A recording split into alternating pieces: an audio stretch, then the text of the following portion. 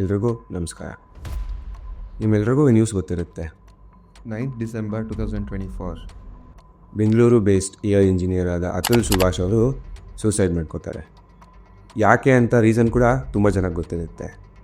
ನ್ಯೂಸಲ್ಲಿ ಏನು ತೋರಿಸ್ತಾರೆ ಅಷ್ಟು ಮಾತ್ರ ನಿಮಗೆ ಗೊತ್ತಿರುತ್ತೆ. ಬಟ್ ಇವತ್ತು ಈ ವಿಡಿಯೋದಲ್ಲಿ ನಾನು ನ್ಯೂಸಲ್ಲಿ ನಿಮಗೆ ಏನು ತೋರಿಸಿಲ್ಲ ಅದ್ರ ಬಗ್ಗೆ ಹೇಳ್ತೀನಿ. ಸೊ ಬನ್ನಿ ವಿಡಿಯೋ ಶುರು ಮಾಡೋಣ.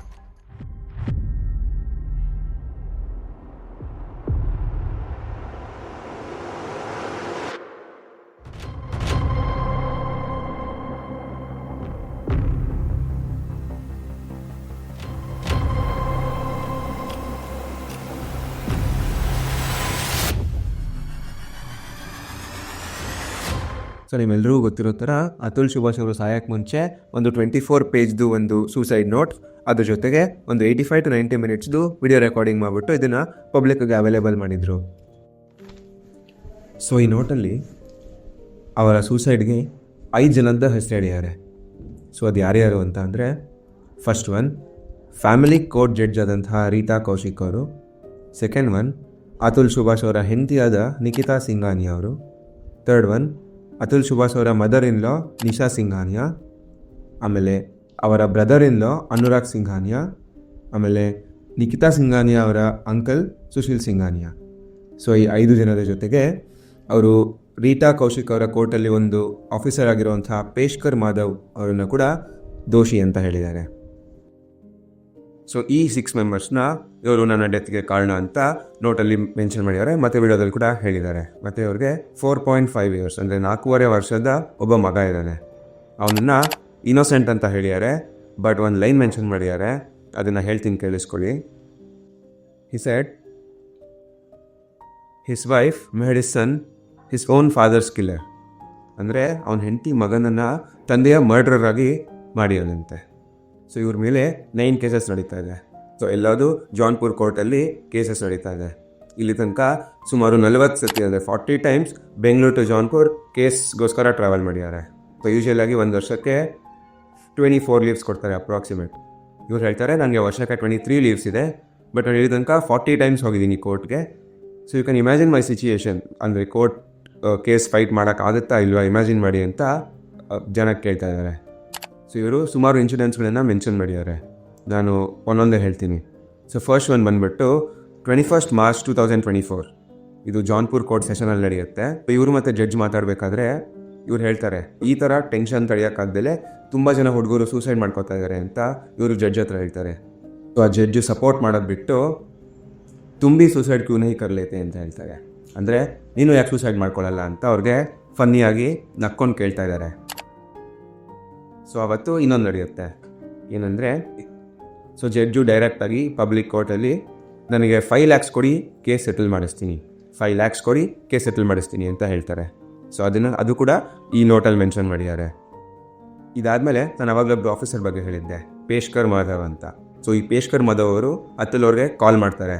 ಸೊ ಇದರಲ್ಲಿ ಏನು ಹೇಳ್ತಾರೆ ಅಂದರೆ, 3 ಲಕ್ಷ ಕೊಟ್ಟರೆ ಜಡ್ಜ್ ಜೊತೆ ಸೆಟ್ಲ್ಮೆಂಟ್ ಮಾಡಿಸ್ತೀನಿ, ಸ್ವಲ್ಪ ಡಿಸಿಷನ್ನು ನಿನ್ನ ಕಡೆ ತರಿಸ್ತೀನಿ ಅಂತ. ಸೊ ಈ ಥರ ಅವ್ರದ್ದು ಡೀಲಿಂಗ್ ಇರುತ್ತೆ. ಸೊ ಇವರು ದುಡ್ಡನ್ನ ಕೊಡಲ್ಲ, ಸ್ಟ್ರೈಟ್ ಅವೇ ರಿಜೆಕ್ಟ್ ಮಾಡ್ತಾರೆ. ಸೊ ನೆಕ್ಸ್ಟ್ ಇನ್ಸಿಡೆನ್ಸ್ ಬಂದ್ಬಿಟ್ಟು ಇವ್ರ ಹೆಂಡತಿ ಇವ್ರಿಗೆ ಕೇಳ್ತಾರೆ, ನೀನು ಸೂಸೈಡ್ ಮಾಡ್ಕೊಂಡಿಲ್ವಾ? ಅವತ್ತು ಜಡ್ಜ್ ಹೇಳಿದ್ದು ನೋಡಿ ಇವತ್ತು ನೀನು ಸೂಸೈಡ್ ನ್ಯೂಸ್ ಬರುತ್ತೆ ಅಂತ ಅಂದ್ಕೊಂಡಿದ್ದೆ ಅಂತ ನಕ್ಬಿಟ್ಟು ಇವ್ರ ಹತ್ರ ಹೇಳ್ತಾರೆ. ಅವಾಗ ಇವ್ರು ಹೇಳ್ತಾರೆ, ನಾನು ಸತ್ತರೆ ನಿಮ್ಮ ಪಾರ್ಟಿ ಹೆಂಗೆ ನಡೆಯುತ್ತೆ ಅಂತ. ಸೊ ಅವಾಗ ಅವ್ರ ಹೆಂಡತಿ, ನೀನು ಸತ್ರು ಪಾರ್ಟಿ ನಡೆಯುತ್ತೆ, ನೀನು ಸತ್ತರೆ ನೀವು ಅಪ್ಪ ದುಡ್ಡು ಕೊಡ್ತಾರೆ. ಗಂಡ ಸತ್ತ ಮೇಲೆ ಎಲ್ಲ ಹೆಂಡ್ತಿದು. ಸೊ ನೀನು ಸತ್ತ ಮೇಲೆ ನೀವು ಅಪ್ಪ ದುಡ್ಡು ಕೊಡ್ತಾರೆ, ನೀವು ಅಪ್ಪನೂ ಬೇಗ ಸಾಯ್ತಾರೆ. ಸೊ ಇಲ್ಲಿ ರೂಡ್ನೆಸ್ ಗೊತ್ತಾಗ್ತಿದೆ. ಸೊ ನಾನು ಯಾವುದೂ ಮಿಸ್ ಆಗಬಾರ್ದು ಅಂತ ಎಲ್ಲ ಇಲ್ಲಿ ನೋಟ್ ಮಾಡ್ಕೊಂಡಿದ್ದೀನಿ. ಸೊ ಇವರು ದುಡ್ಡು ಕೊಡಲ್ಲ ಜಡ್ಜ್ಗೆ.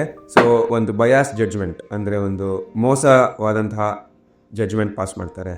ಅದರಲ್ಲಿ ಏನಿರುತ್ತೆ ಅಂತ ಅಂದರೆ, ಮಂತ್ಲಿ 40,000 ಅವ್ರ ಹೆಂಡತಿಗೆ, 40,000 ಮಗು ನೋಡ್ಕೊಳ್ಳೋಕ್ಕೆ. In that too he says, ಅವರಿರೋದು ಬೆಂಗಳೂರಲ್ಲೂ ಅಲ್ಲ, ಡೆಲ್ಲಿನಲ್ಲೂ ಅಲ್ಲ, ಮುಂಬೈಯಲ್ಲೂ ಅಲ್ಲ, ಒಂದು ಚಿಕ್ಕ ಊರಲ್ಲಿರೋದು, ಅಲ್ಲಿ ಮಗು ನೋಡ್ಕೊಳ್ಳೋಕ್ಕೆ 40,000 ಬೇಕಾ ಅಂತ. ಬಟ್ ಇರಲಿ. ನೆಕ್ಸ್ಟ್ ಇವರು ಒಂದು ಅಪೀಲ್ ಮಾಡ್ತಾರೆ, ನನ್ನ ಮಗನನ್ನು ಮೀಟ್ ಮಾಡಬೇಕು ಅಥವಾ ವಿಡಿಯೋ ಕಾಲಲ್ಲಿ ಮಾತಾಡಿಸಿ ಅಂತ. ಸೊ ಅಪೀಲ್ನ ಡಿಸ್ಮಿಸ್ ಮಾಡಿಬಿಡ್ತಾರೆ. ಸೊ ಇವ್ರ ಹೆಂಡತಿ ಕೇಸ್ ವಾಪಸ್ ತೊಗೊಳಕ್ಕೆ, ಅಂದರೆ ಸೆಟಲ್ ಮಾಡ್ಕೊಳ್ಳೋಕ್ಕೆ ಫಸ್ಟು 1 ಕೋಟಿ ಕೇಳ್ತಾರೆ, ದಟ್ ಇಸ್ 1 crore. ಆಮೇಲೆ ಜಾಸ್ತಿ ಮಾಡ್ತಾರೆ. She asks for 3 crores. ಅಂದರೆ 3 ಕೋಟಿ ಕೇಳ್ತಾರೆ ಕೇಸ್ ಸೆಟಲ್ ಮಾಡ್ಕೊಳ್ಳೋಕ್ಕೆ. ಸೊ ಇವ್ರ ಹತ್ರ ಅಷ್ಟು ದುಡ್ಡು ಇರಲ್ಲ, ನಾನು ಕೊಡಲ್ಲ ಅಂತ ಹೇಳ್ತಾರೆ. ಸೊ ಒಂದು ಪಾಯಿಂಟ್ ಅದೇನಂದರೆ ಇವರು ತಮ್ಮ ಮಗನನ್ನು 3 ವರ್ಷದಿಂದ ನೋಡಿಲ್ಲ. 3 years ವಿಡಿಯೋ ಕಾಲಲ್ಲಾಗಲಿ ನಾರ್ಮಲ್ ಡೈರೆಕ್ಟಾಗಲಿ ನೋಡಿಲ್ಲ 3 yearsಯಿಂದ. ಸೊ ನೆಕ್ಸ್ಟು ಒಂದಷ್ಟು ಇನ್ಸಿಡೆಂಟ್ಸ್ಗಳನ್ನು ಮೆನ್ಷನ್ ಮಾಡ್ತಾರೆ. ಇವರು ಅವರ ಹೆಂಡತಿಯ ಫ್ಯಾಮಿಲಿಗೆ ದುಡ್ಡು ಕೊಟ್ಟಿರೋ ಬಗ್ಗೆ ಮೆನ್ಷನ್ ಮಾಡ್ತಾರೆ. ಅಂದರೆ ಪ್ರೆಷರಿಂದ ದುಡ್ಡು ಕೊಟ್ಟಿರೋದು. ಸೊ 31st May 2020 ಇವರು ಅವರ ಮದರ್ ಇನ್ ಲಾಗೆ 3 lakhs ಕೊಡ್ತಾರೆ. ನೆಕ್ಸ್ಟ್ March 2021, ಎಕ್ಸಾಕ್ಟ್ ಡೇಟ್ ಹೇಳಿಲ್ಲ, ಬಟ್ March 2021 ತಮ್ಮ ಬ್ರದರ್ ಇನ್ ಲಾಗೆ 9 lakhs ಕೊಡ್ತಾರೆ. ಸೊ ಅವರು ಬಿಸ್ನೆಸ್ ಮಾಡೋಕ್ಕೆ ಅಂತ ಇವ್ರ ಹತ್ರ ದುಡ್ಡು ಕೇಳ್ತಿರ್ತಾರೆ. ಸೊ ಇವ್ರಿಗೆ ಗೊತ್ತಾಗುತ್ತೆ, ಸೊ ಇವ್ರ ದುಡ್ಡನ್ನ ಬಿಸ್ನೆಸ್ಗೆ ಅಂತ ಕೇಳ್ತಾ ಇಲ್ಲ, ಒಂದು ಮನೆ ತೊಗೊಳಕ್ಕೆ 1.5 ಕೋಟಿ ಕೊಟ್ಟು ಒಂದು ಮನೆ ತೊಗೊಳಕ್ಕೆ ಪ್ಲ್ಯಾನ್ ಮಾಡ್ತಿದ್ದಾರೆ ಅಂತ ಕೇಳಿದಾಗ, ಸೊ ದುಡ್ಡು ವಾಪಸ್ ಕೊಡಿ ಅಂತ ಇವ್ರು ಕೇಳ್ತಾರೆ. ಆವಾಗ ನೀನು ಹೆಂಡತಿಗೆ ತಿಂಗಳು ಬರೋ ಸಂಬಳದಲ್ಲಿ ಅಂದರೆ ಮಂತ್ಲಿ ಸ್ಯಾಲ್ರಿನಲ್ಲಿ ನೀನು ಕಟ್ ಮಾಡ್ಕೊ ನಮ್ಮ ದುಡ್ಡನ್ನ ಅಂತ. ಸೊ ಇವ್ರ ಇದಕ್ಕೆ ಒಪ್ಪಲ್ಲ. ಸೊ ಇವ್ರ ಹತ್ರ 3 ಆಪ್ಷನ್ಸ್ ಇದೆ. ಒಂದು, ಇದೇ ಥರ ಆನೆಸ್ಟಾಗಿ ಲಾಯಲಾಗಿ ಕೋರ್ಟ್ಗೆ ಹೋಗಿ ಫೈಟ್ ಮಾಡೋದು, ಆ ಬಯಾಸ್ ಜಡ್ಜ್ ಡಿಸಿಷನಿಂದ ವಾಪಸ್ ಫೇಲ್ ಆಗೋದು, ಮತ್ತೆ ಕೋರ್ಟ್ಗೆ ಹೋಗೋದು, ಮತ್ತೆ ಇದು. ಸೊ ಇದು ಫಸ್ಟ್ ಒನ್. ಸೆಕೆಂಡ್ ಒನ್ ಬಂದುಬಿಟ್ಟು ದುಡ್ಡು ಕೊಟ್ಬಿಟ್ಟು ಅವ್ರ ಹೆಂಡತಿ ಹತ್ರ ಸೆಟಲ್ ಮಾಡೋದು. ಸೆಟಲ್ ಮಾಡಿದ್ರೂ ವಾಪಸ್ ಇನ್ನೊಂದು ಕೇಸ್ ಹಾಕಲ್ಲ ಅಂತ ಏನೂ ಗ್ಯಾರಂಟಿ ಇಲ್ಲ. So third option, committing suicide. ಇವ್ರು ಹೇಳ್ತಾರೆ as suggested by my wife under court judge. ಅಂದರೆ ಫಸ್ಟ್ ಹೇಳಿದ್ನಲ್ಲ, ಸೊ ಅದನ್ನು ಯೂಸ್ ಮಾಡಿಕೊಂಡು ಅವ್ರು ಹೇಳ್ದಂಗೆ ಸೂಸೈಡ್ ಮಾಡ್ಕೋಬೇಕು, that is the best option ಅಂತ ಹೇಳಿಬಿಟ್ಟು ನಾನು ಇವಾಗ ಅದನ್ನೇ ಮಾಡ್ಕೊಳಕ್ಕೆ ಹೋಗ್ತಾ ಇದ್ದೀನಿ ಅಂತ ಅದ್ರಲ್ಲಿ ನೋಟಲ್ಲಿ ಮೆನ್ಷನ್ ಮಾಡಿದ್ದಾರೆ. ಸೊ ಇದು ಇವರು 24 page ನೋಟಲ್ಲಿ ಅಟ್ಯಾಚ್ ಮಾಡಿರುವಂತಹ ವಾಟ್ಸಪ್ದು ಚಾಟ್ಸ್. ಸೊ ಇದರಲ್ಲಿ ಫ್ರೀ ಇದ್ದರೆ ಮಗನ ಹತ್ರ ವಿಡಿಯೋ ಕಾಲ್ ಮಾಡು ಅಂತ ರಿಕ್ವೆಸ್ಟ್ ಮಾಡ್ಕೊಂಡಿದ್ದಾರೆ.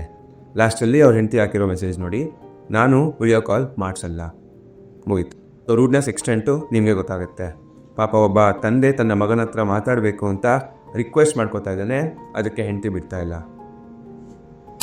ಲಾಸ್ಟಲ್ಲಿ ಮಗನಿಗೆ ಒಂದು ಲೆಟರ್ ಬರೀತಾರೆ. ಇದು ಎಷ್ಟು ಹರ್ಟ್ ಆಗುತ್ತೆ ಅಂತ ಕೇಳಿಸ್ಕೊಳ್ಳಿ. ಇದರಲ್ಲಿ ಅವ್ರು ಹೇಳ್ತಾರೆ, ನಾನು ಫಸ್ಟ್ ನೋಡಿದಾಗ ನಿನಗೋಸ್ಕರ ಯಾವಾಗ ಬೇಕಾದ್ರೂ ಪ್ರಾಣ ಬಿಡೋಕ್ಕೆ ರೆಡಿ ಇದ್ದೆ, ಬಟ್ ಇವಾಗ ನಿನ್ನಿಂದ ಪ್ರಾಣ ಬಿಡ್ತಾ ಇದ್ದೀನಿ. ಸೊ ಒಂದು ಒಳ್ಳೆ ಅಪ್ಡೇಟ್ ಏನಂದರೆ, ಬೆಂಗಳೂರು ಪೊಲೀಸ್ ಗುರ್ಗಾವಿಂದ ಇವ್ರ ಹೆಂಡತಿನ December 14th ಅರೆಸ್ಟ್ ಮಾಡಿದ್ದಾರೆ. ಹಾಗೆಯೇ ಇವರ ಅಮ್ಮ ಮತ್ತು ತಮ್ಮನ್ನು UPಯ ಅಲಹಾಬಾದಿಂದ ಅರೆಸ್ಟ್ ಮಾಡಿದ್ದಾರೆ. ಇವಾಗ ಕೋರ್ಟ್ ಮುಂದೆ ಪ್ರೊಡ್ಯೂಸ್ ಮಾಡ್ತಾರೆ. ಏನು ಡಿಸೈಡ್ ಆಗುತ್ತೆ, ಏನು ಇವ್ರು ಪನಿಷ್ ಆಗುತ್ತಾ ಅಂತ ಅನ್ನೋದನ್ನು ವೆಯ್ಟ್ ಮಾಡಿ ನೋಡಬೇಕು. ಇವ್ರು ಹೇಳ್ತಾರೆ, I plead not guilty on all the charges levelled against me, all those are lies. So ನನ್ನ ಮೇಲೆ ಹಾಕಿರುವಂಥ ಯಾವುದೇ ಕೇಸ್ಗೂ ನಾನು ಅಪರಾಧಿ ಅಲ್ಲ, ನಾನು ನಿರಪರಾಧಿ, ಇವೆಲ್ಲ ಸುಳ್ಳು ಕೇಸ್ಗಳು ಅಂತ ಮೆನ್ಷನ್ ಮಾಡಿದ್ದಾರೆ. ಇವರು ವಿಡಿಯೋದಲ್ಲಿ ಮಾತಾಡಬೇಕಾದ್ರೆ ಹೇಳ್ತಾರೆ, ಇದರಲ್ಲಿ ಯಾವ್ದಾದ್ರು ಒಂದು ಕೂಡ ತಪ್ಪಾಗಿದ್ರೂ ನನ್ನ ಎಂಟೈರ್ ನೋಟ್ ಮತ್ತು ನನ್ನ ವಿಡಿಯೋನ ತಪ್ಪು, ಫಾಲ್ಸ್ ಅಂತ ನೀವು ಡಿಕ್ಲೇರ್ ಮಾಡಬೇಡಿ ಅಂತ ಕೇಳ್ಕೊತಾ ಇದ್ದಾರೆ. ಸೊ ಇವ್ರು ಹೇಳ್ತಾರೆ, ಯಾವುದು ಲಾಸ್ ಹುಡುಗರ ಪರವಾಗಿಲ್ಲ, ಏನಿದ್ರು ಮೋಸ್ಟ್ ಆಫ್ ದ ಮೆನ್ ಬರೀ ಟ್ಯಾಕ್ಸ್ ಕಟ್ತಾರೆ, ಆ ಟ್ಯಾಕ್ಸ್ ದುಡ್ಡನ್ನು ಹುಡುಗರ ವಿರುದ್ಧ ಲಾ ಮಾಡೋಕ್ಕೆ ಯೂಸ್ ಮಾಡಿ ಅಂತ ಅವ್ರಿಗೆ ಹೇಳ್ತಾ ಇದ್ದಾರೆ. ಸೊ ಇವ್ರು ಹೇಳ್ತಾರೆ, ನಾನು ಈ ಕೇಸಲ್ಲಿ ಗೆದ್ದರೆ ನನ್ನ ಆಸ್ತಿನ ಗಂಗಾಗ್ಬಿಡಿ, ಇಲ್ಲ ಅಂದರೆ ಕೋರ್ಟ್ ಮುಂದೆ ಯಾವುದಾದ್ರು ಒಂದು ಗಟರ್ಗೆ ಎಸೆದ್ಬಿಡಿ ಅಂತ ಹೇಳ್ತಾರೆ. ಸೊ ಅವ್ರ ಎಷ್ಟು ಪೇಯ್ನ್ ಇದೆ ಅಂತ ಗೊತ್ತಾಗ್ತಿದೆ ಇದರಲ್ಲಿ. ಸೊ ಈ ಟೈಮಲ್ಲಿ ನಾವು ಸಪೋರ್ಟ್ ಮಾಡಿದೆ ಹೋದರೆ ಯಾರೂ ಮಾಡಲ್ಲ. ಎಲ್ಲರಿಗೂ ಈ ವಿಷಯ ತಲುಪಬೇಕು, ಎಲ್ಲರಿಗೂ ಗೊತ್ತಾಗಬೇಕು ಇಲ್ಲಿ ಯಾರ್ದು ತಪ್ಪು ಯಾರ್ದು ಸರಿ ಅಂತ. ಸೊ ಇಂಡಿಯನ್ ಲೀಗಲ್ ಸಿಸ್ಟಮ್ ಏನಾದ್ರು ಒಂದು ಮಾಡಬೇಕಿಲ್ಲಿ. ಸೊ ಇಂಡಿಯನ್ ಲೀಗಲ್ ಸಿಸ್ಟಮ್ ಸರಿಯಾಗಿದ್ದರೆ ಇವ್ರಿಗೆ ಸಿವಿಯರ್ ಪನಿಷ್ಮೆಂಟ್ ಕೊಡಬೇಕು. Thank you.